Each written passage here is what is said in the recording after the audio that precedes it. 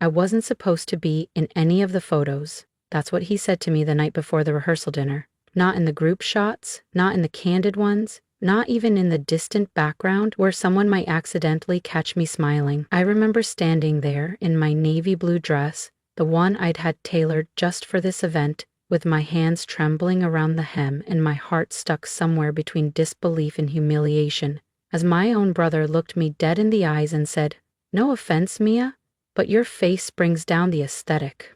Like he was commenting on table linens or the shade of the napkins. I just stood there, blinking, frozen, because I didn't have the language for that kind of cruelty yet.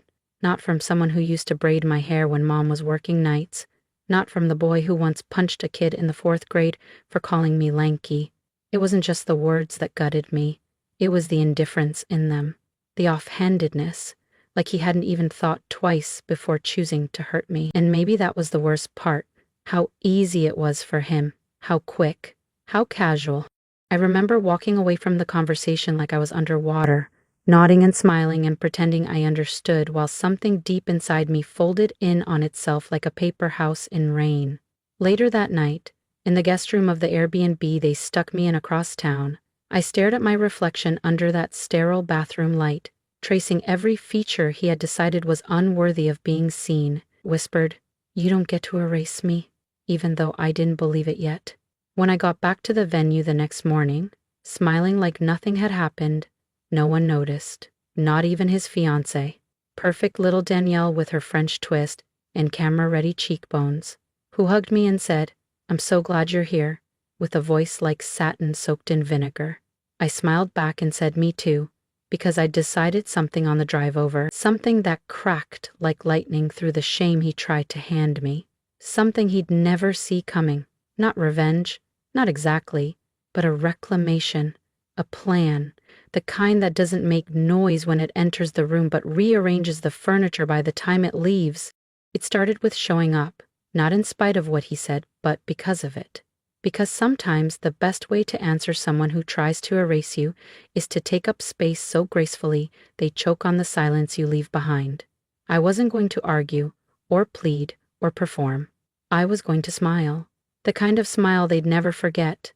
The kind that didn't need to prove anything. Over the next 48 hours, while they pranced and posed and staged their love like it was some curated exhibit, I stayed still, quiet, watching, waiting, storing every insult, every side glance, every whispered joke like fuel. Because the moment would come. I knew it. The one where I wouldn't just be in the picture. I'd be the whole damn frame. The rehearsal dinner was held in one of those overpriced rustic barns that rich people pretend is charming. Whitewashed wood, twinkle lights strung like apologies, and centerpieces that looked like Pinterest tried too hard.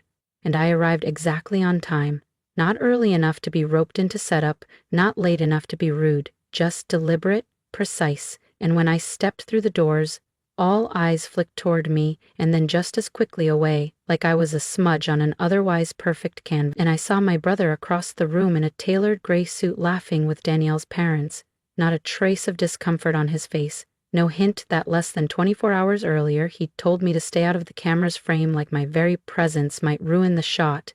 And I didn't flinch, didn't shrink, just walked to the table with my name on it, yes, the one in the corner near the coat rack, and sat down with my back straight and my chin high, because sometimes defiance looks like grace. And I smiled when people passed by, even when they didn't return it. Even when one of Danielle's aunts leaned in to whisper to another, "That must be the sister," like I was some legend they weren't quite sure existed.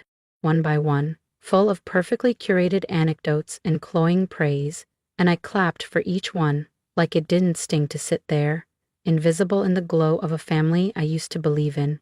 And when it was Robert's turn to speak, he stood with his wine glass held high and said, "To the people who made us who we are," and for half a second I thought maybe he'd meet my eyes, maybe he'd see me, maybe some scrap of memory would flicker in that curated smile. But he didn't, and I sat there, still clapping, even as my stomach twisted, because I had decided something else that day, something deeper than just showing up, something quieter than revenge. I wasn't going to let their version of the story be the only one told, and the first chance I got, I started rewriting the narrative with my presence, with my posture, With every inch of space, I refused to surrender.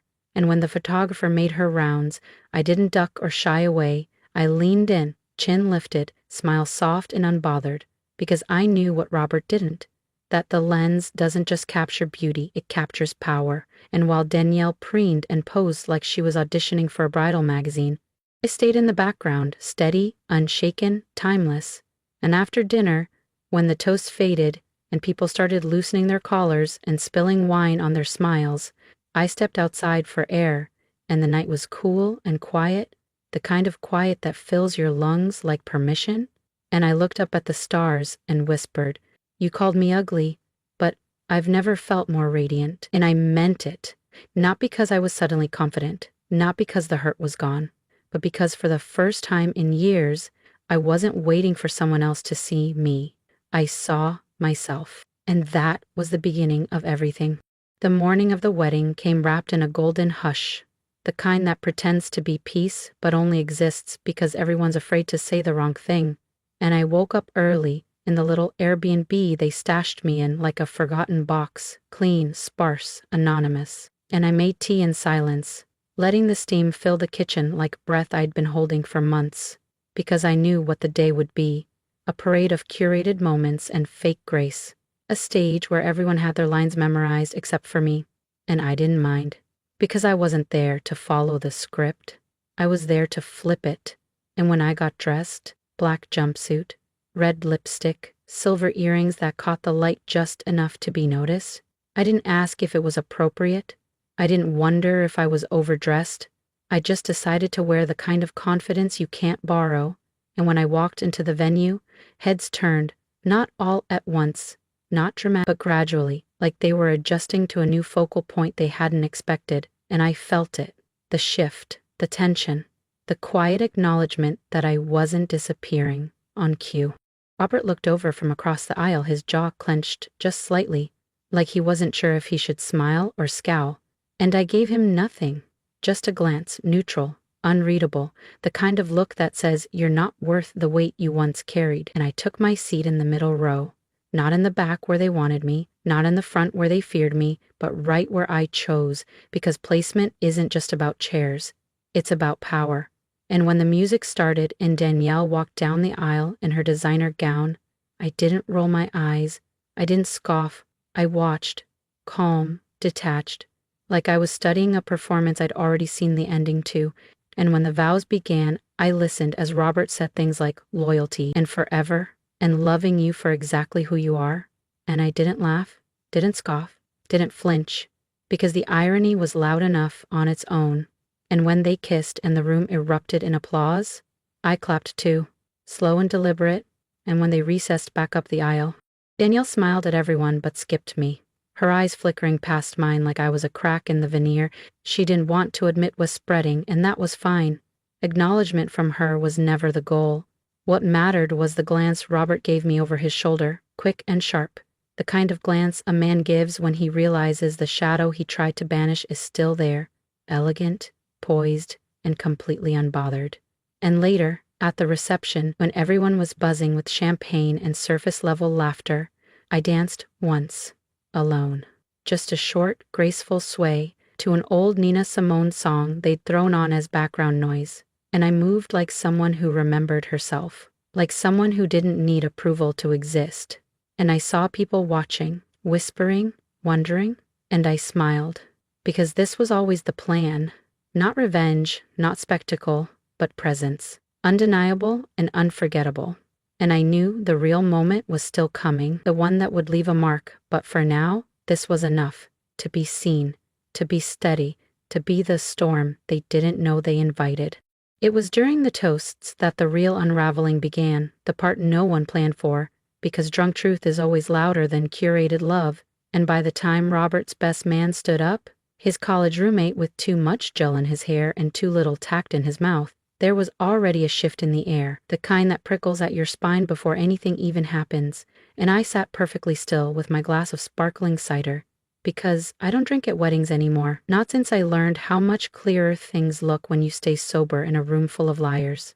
And the speech started innocent enough. Stories of pranks, of late nights, of how Robert always had a way with the ladies. But then it twisted, sharp and careless, into something else, something more honest than they expected, and the man laughed as he said, "We all thought he'd end up with Mia, didn't we?" And the room went so quiet you could hear the air hold its breath, and he kept going, unaware, chuckling. I mean, back in the day, they were inseparable, and she was always around, always had his back, knew him better than anyone. But you know how it goes. Family gets weird and, well, life moves on. I didn't blink, didn't move, didn't give them the satisfaction of seeing me rattle. But I saw Robert's face fall in real time. The color drained slow and steady as the realization hit that someone had cracked the illusion. And Danielle laughed, tight and forced, but her hand gripped the edge of the table like she needed something to hold her up. And I just sipped my drink, eyes forward, heart steady, because I knew that moment wasn't mine to fix. It was theirs to survive. And when the man finally sat down, the silence that followed was long and uneasy, a ripple across a surface they thought was smooth. And Robert stood up to give his own speech next, cleared his throat, smiled too wide, and started thanking people, listing names with the desperation of someone trying to redirect the spotlight. But I noticed he skipped mine, deliberately, like if he didn't say it, it would erase everything the best man had just dragged into the light. And that's when I stood, not dramatically, not in protest, but with purpose, and walked toward the back of the room where the servers were clearing plates. Because I didn't need to be seated for what came next. I was the echo they couldn't ignore now. The face they hadn't wanted in the frame suddenly burned into the memory of their perfect night. And as I passed by the dance floor, I heard someone whisper, "That's her." And I didn't look, didn't turn, just smiled to myself because I knew it had started. The unraveling, the questions, the whispered doubts, the cracks in the perfect story. And I wasn't going to say a word to stop it. Sometimes the truth doesn't need a microphone. It just needs a moment. And that toast was mine, even if I never touched the mic. And Robert would never forget the look in my eyes as I walked out to the patio. Calm, proud, untouched, like a storm that had already passed but left the sky forever changed.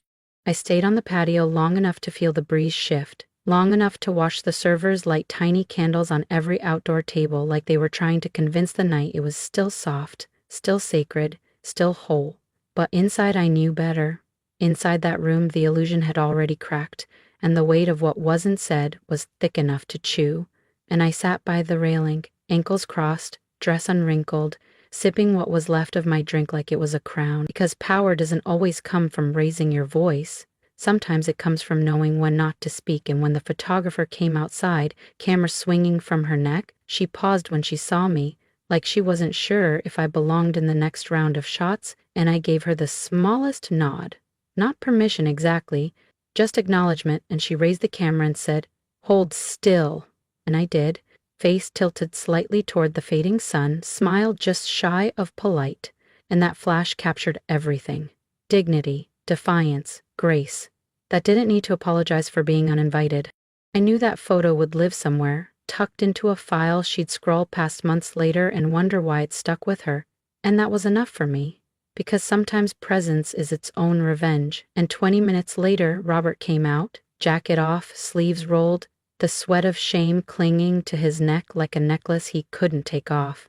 And he walked over slow, hands in his pockets like a boy caught sneaking out of church, and said my name like it still belonged to him, soft, careful, full of a history I no longer lived in. And I looked up without rising, without offering a seat, and waited. And he said, "I didn't mean for things to feel like this." And I almost laughed, because feel like this was such a coward's phrase. So I said, "You meant for them to feel like something else?" And he paused, blinked, sighed, like he could exhale away the consequence, and said, "I just didn't want any drama." And I nodded slowly and replied, "Then you shouldn't have invited mirrors to a room built on lies." And his face crumpled just slightly, the kind of crumple that comes when a man realizes the woman he underestimated didn't come to play fair. She came to finish. "You look nice in there." And I smiled, sharp and serene, and said, "That's the problem, isn't it?" And he didn't answer. Couldn't. Just stood there, holding every ugly word he'd ever tried to bury between us. And I stood then, adjusted my dress, and said, This is the last conversation you'll ever get from me. And his eyes widened like he hadn't expected that kind of finality, like he still believed proximity meant access. But I was done letting people confuse closeness with entitlement, done mistaking shared DNA for shared respect. And I walked past him without flinching, back into the venue where Danielle stood alone by the cake, fork in hand, expression tight, and she looked at me, eyes scanning for proof that I was the villain she'd always imagined, but all she found was poise, and I nodded once. Not unkindly, just enough to confirm what she'd already started to suspect, that the woman they tried to erase had not only shown up, she had arrived, and they'd never see beauty the same way again. The speeches were done, the champagne was losing its chill, and the cake, 4 tiers of fondant and false sweetness, was being served to a room that had started to notice the tension riding the air like static. And I sat at my table again, back straight, expression serene, watching it all like a woman who already knew how the night would end. And Danielle tried to recover, fluttering from table to table with a smile that didn't quite reach her eyes, laughing too loudly at jokes no one really told, while Robert stood by the bar with a glass of whiskey he wasn't drinking, staring at the floor like it owed him answers, and I didn't move to comfort him, didn't soften, didn't offer the kind of grace that women are conditioned to give even when it isn't earned. Because I'd finally learned that withholding isn't cruelty, it's clarity, and when the DJ shifted to slow songs and couples began drifting to the dance floor in polite little pairs, I rose and walked to the edge of the room, not to join them but to observe, to claim space without performing. And that's when Aunt Thelma came up behind me, the one who'd always said too much at holidays, but somehow knew when to speak just right in private. She leaned in and whispered, "You know, they tried to convince us not to invite you," and I turned slightly, curious but unsurprised, and she continued, "Said you'd draw attention, that you'd make things complicated." And I smiled at that, not because it hurt, but because it proved what I'd known all along. They weren't afraid of drama, they were afraid of dignity that wouldn't shrink. And she patted my hand gently and said, "I'm glad you came," then drifted away before I could respond. And I stood there thinking about all the times I'd been edited out of family photos, out of plans, out of narratives that painted me as difficult when really I was just unwilling to beg, and suddenly a new song started playing. Not one chosen by the couple, but one of those unexpected requests slipped to the DJ by someone feeling bold, and the intro was unmistakable, Nina Simone again, her voice rich and unflinching. And without thinking, I stepped onto the floor, alone. Just me, just the music, and the room hushed. Not fully, not abruptly, but enough that I felt the pause, the collective intake of breath as I moved with slow precision, arms soft, head high, a woman who had nothing to prove and everything to be. And when the final note faded, I didn't bow, didn't wait for applause. I just walked off the floor like the queen they hadn't known they invited, and that silence, that thick, stunned, charged silence, was the applause I never needed to hear, because they weren't watching someone's sister or someone's ex or someone's mistake anymore. They were watching someone unforgettable, and Robert knew it too, because as I passed him by the bar, he said nothing, just stared like a man who realized too late that beauty doesn't ask to be validated. It arrives, commands, and leaves on its own terms. And I left that reception with nothing in my hands but everything intact, because the real victory was never about revenge. It was about being undeniable in a room that tried to forget me. The next morning, I woke up not to silence, but to stillness, the kind of quiet that settles only when a storm has passed, not chaotic or heavy, just final. And I sat at the little breakfast table in my rental, sipping black coffee from a chipped mug and watching the sun crawl up the side of the building across the street. And I didn't think about the wedding, not in the way they probably assumed I would, not as a wound or a missed opportunity or a memory I'd need to untangle in therapy, but as a chapter I had already closed before the music even started. Because showing up wasn't about getting a seat at their table. It was about proving I'd already built my own. And around 10:30, my phone buzzed, once, then again, and I let it ring. Because I already knew who it was, already knew the tone he'd use, already knew the way he'd try to make it about confusion and poor timing and emotions running high. And when the voicemail came through, I listened with the kind of detachment that comes from healing too deeply to be pulled back. Robert's was low and soft, like someone narrating regret through a cracked mirror. And he said, "I just wanted to say, you looked beautiful yesterday." And I paused there, rolled that word around in my mind, not because I needed to hear it, but because it was too late, like flowers placed on a grave years after the funeral. And he continued, "I know it probably didn't feel right, with everything, but I hope we can talk." And I ended the message right there, not out of anger, but because I wasn't interested in hope wrapped in half-truths. And 5 minutes later, another message came through, this time from Danielle, short, passive-aggressive, exactly what I expected, and it read, "Next time, maybe try not to steal the spotlight at someone else's wedding." And I stared at those words for a long time, not because they stung, but because of how small they were, how petty, how deeply unaware she was that no one can steal a spotlight that was never hers to begin with. And I didn't respond, didn't defend, didn't explain, because sometimes the loudest answer is the one you never send. I packed up my bag, folded my shawl, and took a walk through the nearby botanical garden, where the camellias had started to bloom, delicate but unrattled by noise, and I moved slowly through each path, nodding at strangers, breathing in the scent of green things growing without permission. And I realized then that revenge isn't always a gesture. It's a life well lived, in full view of those who tried to dim it. And by late afternoon, I sat on a bench under a sycamore tree, flipping through a book I'd brought but not yet opened, and the last line on the page I landed on read, "She left quietly, but with everything." And I closed it right there, no bookmark needed, because I already knew how the story would end, with peace that didn't beg for attention, and a legacy that couldn't be cropped out of the picture. It was 2 weeks later when the final confirmation came. Not in the form of an apology or a grand gesture or even a voicemail thick with remorse, but in the most anticlimactic telling way possible. A tagged photo removed, a friend request withdrawn, a quiet unfollow from someone who once promised forever, and that's how you know the truth stung. Not because they confronted it, but because they couldn't bear to look at it again, and I smiled when I saw it. That little digital vanishing act, because it meant my presence still echoed louder than their curated silence. And that weekend, I visited a gallery downtown, one of those places with paint on the windows and wire sculptures in the lobby, and walked through room after room of work created by women, not because of heartbreak but in spite of it. And in one corner there was a canvas, just white and gold and a jagged red slash down the center. And the plaque beneath it read, "Release." And I stood there longer than I meant to, watching strangers react to it the way people react to truths they almost recognize. And I didn't cry, didn't feel nostalgic, or angry, or righteous, just steady. Because the truth had stopped needing my defense. It simply existed now, like gravity, like breath, undeniable and self-sustaining. And when I left the gallery, the sun was sharp on the pavement and the breeze smelled like rain that hadn't arrived yet.